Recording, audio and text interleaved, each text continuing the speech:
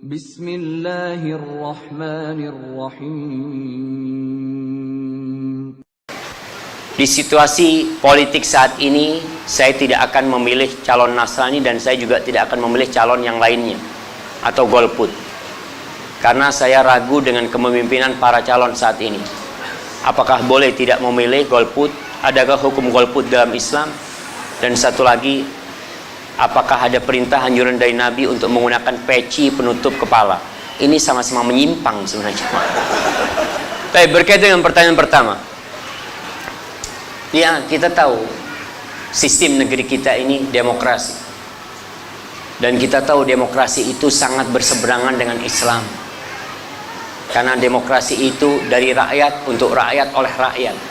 Sedangkan kita umat Islam, kita ini hamba Allah. Hukumnya itu hukum Allah Jalla Jalaluh. Kita akan kembali menghadap Allah Subhanahu wa ta'ala dengan amalan kita. Nanti pada hari kiamat nggak ada yang ditanya, kau Indonesia apa Malaysia? Nah, yang ada kau hamba Allah. Wa kulluhum atihi yaumal qiyamati farda. Semua akan menghadap Allah sendirian dengan amalannya masing-masing. Baik, berkaitan dengan memilih ini, ya, kalau antum tidak mau memilih karena melihat kayaknya Ustadz sama aja, milih nggak milih tetap aja, nggak ada masalah, tafadhol. Tapi kalau antum berpikir, Ustadz kalau anak nggak milih takut yang non muslim jadi Ustadz, maka paling tidak antum menitipkan suara antum. Ya udahlah, mudah-mudahan kalau memang ada harapan seperti itu. Karena politik ini jamaah tidak selalu seperti yang kita lihat. Ada pembentukan opini publik dari media-media yang ada. Ada orang yang tidak pernah berbuat apa-apa karena media yang mengangkat jadi orang paling baik seluruh Indonesia. Itu politik. Maka antum kalau lihat ke orang desa, berangkat ke orang desa, Pak, milih sopo Pak? Aduh, tak ngerti saya sepenting makan. Yang penting ana bisa makan. Dia nggak tahu sama siapa calonnya, ini nggak pernah tahu. Fulan baik, fulan nggak baik, dia nggak tahu.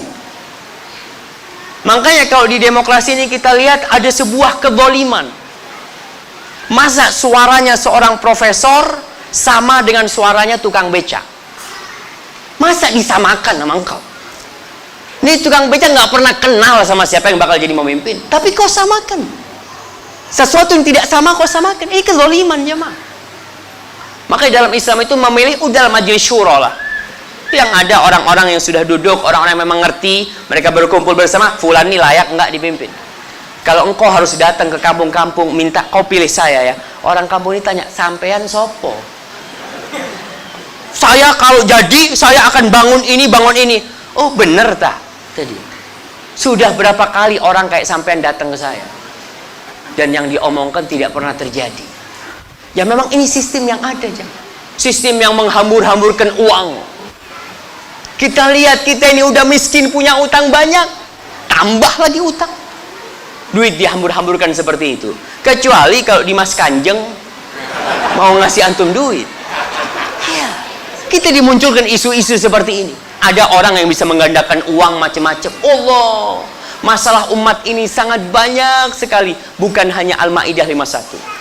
Maka kembali kepada Al-Quran jamaah. Quran itu 30 juz, dibaca, dipelajari. Bagaimana hukum Islam terhadap orang-orang seperti Dimas Kanjeng umpamanya. Bagaimana hukum Islam seperti orang-orang yang membunuh, yang macam-macam. Itu dibahas tuh dalam Islam. Dan semuanya indah. Dan antum buktikan sampai kiamat. Sampai kiamat. Apabila Al-Quran ditinggalkan, orang tidak akan hidup tentram dan damai. Ini nih, hudan lil muttaqin. Hidayah buat orang-orang yang bertakwa. Baik, ini berkaitan dengan tadi, maka antum lihatlah, karena memang kita nyoblos nggak nyoblos, kereta itu tetap jalan. Antum seperti orang yang ada di stasiun, antum naik nggak naik, keretanya jalan. Tapi kiranya anak naik ada faedahnya nggak? Kayaknya nggak ada faedahnya, capek-capekin, ya udah nggak usah naik antum. Tapi insya Allah ada faedahnya nih. Maka kembali kepada maslahat. Tapi Allahu Akbar ya, anak tidak memberikan fatwa dalam politik jamaah, anak ngerti anak jamaah. Baik, ini pertanyaan tentang menutup kepala. Jadi memang kalau kita lihat Rasul Sallallahu Alaihi Wasallam itu biasa menutup kepala beliau, kecuali ketika pakai ihram.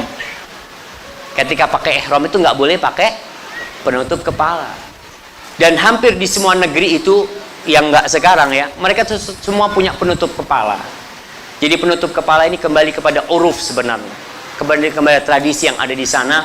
Tapi tradisi kita pun sebenarnya pakai penutup kepala, sholat pakai penutup kepala sebagai bentuk yang menyempurnakan ya.